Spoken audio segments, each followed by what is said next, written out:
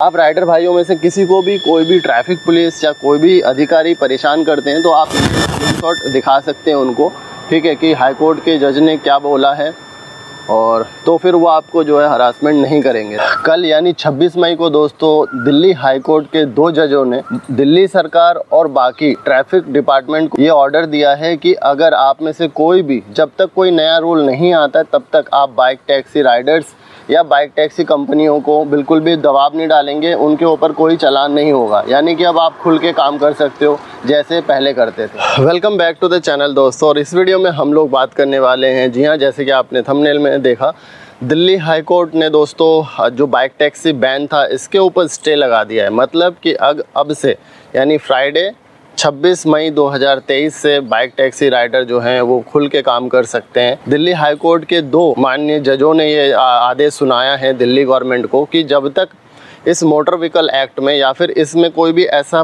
पुख्ता नियम नहीं आ जाता है तब तक आप ओला, उबर, रैपिडो या जितने भी बाइक टैक्सी राइडर हैं इनको आप परेशान नहीं करेंगे।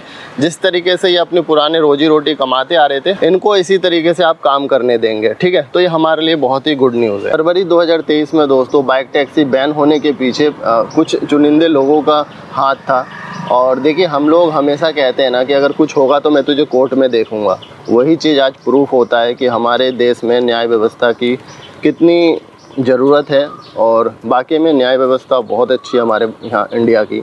और इसीलिए हम लोग कहते हैं कि जज में जो पावर है वो किसी में नहीं है। तो ये आप देख सकते हैं, जस्टिस सुरेश कुमार कैत और जस्टिस नीना बलसल कृष्णा की खंडपीठ ने परिवहन विभाग को यह निर्देश दिया कि जब तक नीति तैयार नहीं हो जाती तब तक यह रैपिडो और अन्य के खिलाफ कोई कठोर कदम नहीं उठाए जाएंगे। तो मैं ये जो दोनों जस्टिस हैं इनका तहे दिल से शुक्रगुजार करना चाहूँगा, और हम सभी बाइक राइडर कम्युनिटी की ओर से मैं इनका थैंक्सफुल हूँ कि हाँ देखिए, ऐसे जज हैं और जो ह्यूमैनिटी के लिए काम करते हैं, है ना, इन पे किसी का दबाव नहीं होता। एक हमारा न्याय व्यवस्था ही ऐसा है भारत का जिस पे हम सबको विश्वास रहता है। और इस जजमेंट के आने के बाद ये जो न्याय व्यवस्था की बातें थी मेरे दिल में और इज्जत बढ़ गई है इनके लिए। ये जो जज हैं और जो हमारी न्याय व्यवस्था है भारत की, इसके लिए और भी इज्जत बढ़ गई है। आप लोग क्या कहेंगे वो ज़रूर कमेंट करके मेंशन करना। ये बहुत हम सभी बाइक राइडरों के लिए गुड न्यूज़ है। जब से बाइक टैक्सी बैन हुई है दोस्तों फरवरी 2023 से, ऐसा नहीं कि हम लोग काम नहीं कर रहे थे। कुछ लोग डरे हुए थे जो अपने गांव चले गए, कुछ लोग डर के भी काम कर रहे थे।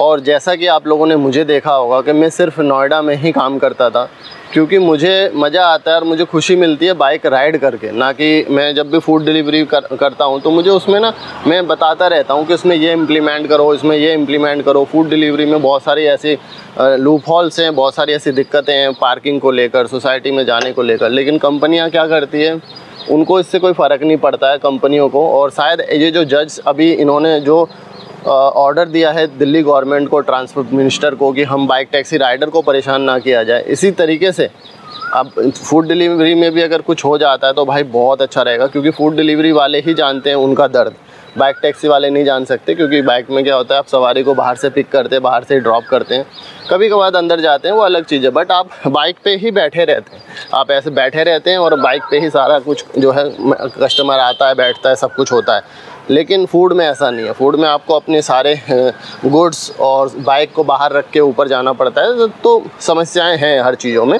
लेकिन तो भाई मैं अपने तहे दिल से शुक्रगुजार हूँ जो जजमेंट आई है, और जो ऑर्डर जो जिस ऑर्डर पे जो स्टे लगाया है उसके ऊपर, और मैं बहुत ज़्यादा खुश हूँ।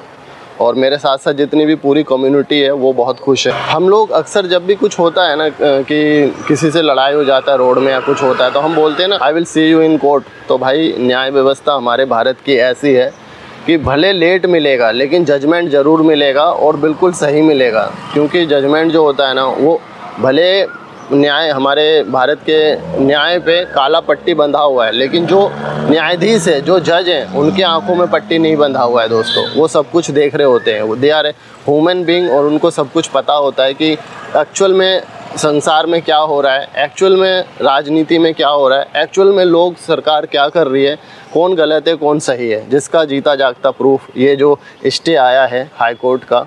और माननीय दोनों ही न्यायाधीशों का मैं तहे दिल से शुक्रगुजार करूंगा एक बार और पूरे बाइक कम्युनिटी की ओर से कि बहुत अच्छा जजमेंट दिया है और बहुत अच्छा चीज़ किया है हमारे लिए।